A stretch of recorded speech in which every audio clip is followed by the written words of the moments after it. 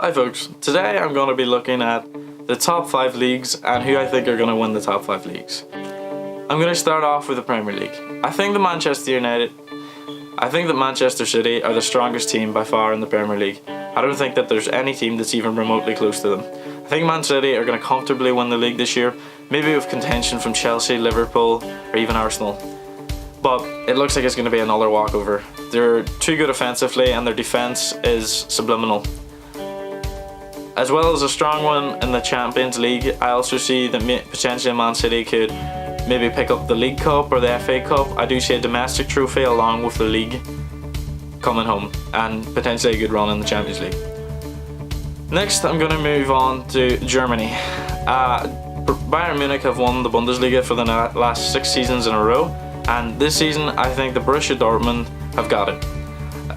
Just the start of the season, Borussia Dortmund just look on fire. They're in fine form in front of goal. Bayern Munich are slipping so far down the table and more injuries are occurring, suspensions. It just looks like it's a bit of a disaster at the moment. Obviously Bayern can recover well because they have the players to do so, but just with the sheer power that Borussia Dortmund seem to be showing this season under their new manager, I think that Borussia Dortmund have it. The Deutsche Pokal, Bayern are eliminated from that, so therefore I feel that that is also taking a lot of stress off them because Bayern Munich need to win everything in Germany. Everyone knows that Bayern Munich is the big team and they're out of the domestic cup. They lost the Super Cup at the start of the season, so now the league is the only thing they can go for, but I think they're going to focus too much on it and maybe not the Champions League, and this could just be a dagger in the foot. Next we move on to the Serie A. I'm not quite sure how this one could go. With Inter Milan, Napoli, Roma and Juventus all up there in the Serie A at the moment, it's hard to tell. Obviously with the signing of Cristiano Ronaldo, Juventus look amazing. A player like that there, world class, best player in the world, can just change a game in an instant.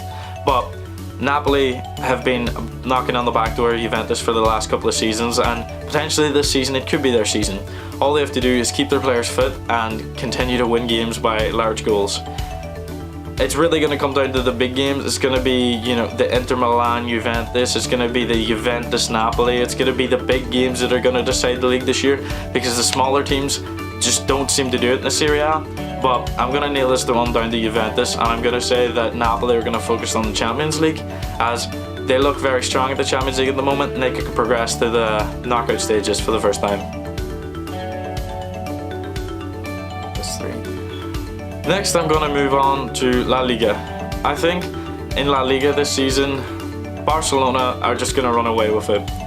Atletico Madrid are up there, they look strong also, but Barcelona are they're too good, they've got too much squad depth. Real Madrid's disastrous start to the season has basically rendered them out of the title race. They currently sit in 10th, and if there's any way to come back, it's talking about Barcelona, Atletico, Sevilla, everyone dropping points, and it isn't realistic. Like, all these teams will drop that many points. Real Madrid would basically have to go undefeated the rest of the season to ensure that they win the league.